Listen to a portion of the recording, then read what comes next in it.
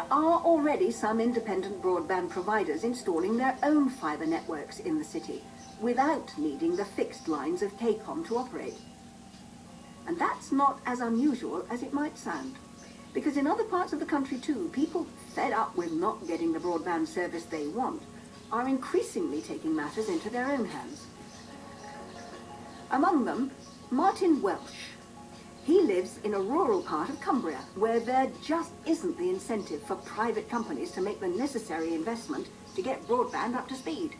But rather than get angry, Martyn and his neighbours in New Hutton have set to work, and they now spend almost every day digging holes and trenches to fill with their own broadband cables. Today we're here at Little Brumpworth in Cumbria, and we're putting a manhole in the ground, and the trunk for the broadband's going to go into the manhole, and from the manhole we're going to be servicing, I think there's 4 properties here, and we're going to be giving them the high-speed or hyper-speed broadband. Some properties around here have previously had broadband, but the service was patchy, which caused problems.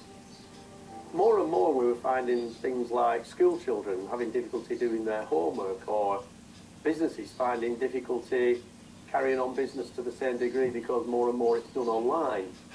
Even farmers find these days that a lot of the paperwork is online based. All of which is why residents felt they had little choice but to take matters into their own hands. We did look to see whether we could improve the broadband provision in the area by approaching the national provider, but they said that there was no prospect of any improvements in the near future. So we felt that we needed to do it ourselves, and that's what we've done.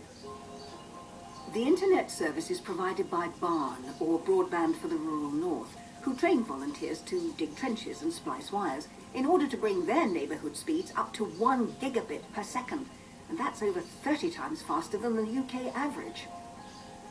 You just start noticing it's down speed whatsoever.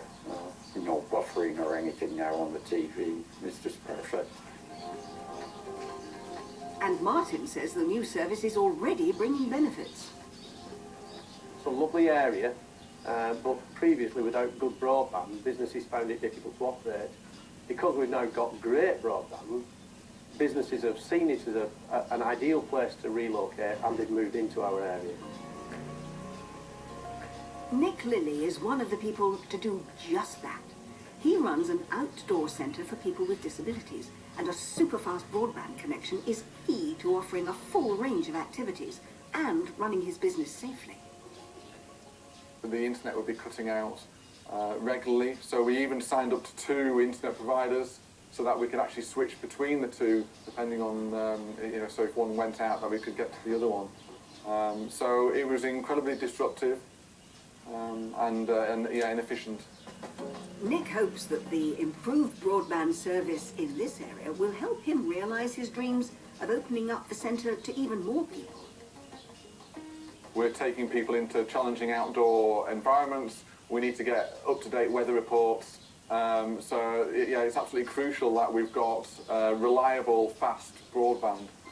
Whilst the installation of Barn's superfast broadband has transformed the connectivity of this village, for many, broadband is still a postcode lottery that sees rural communities penalised.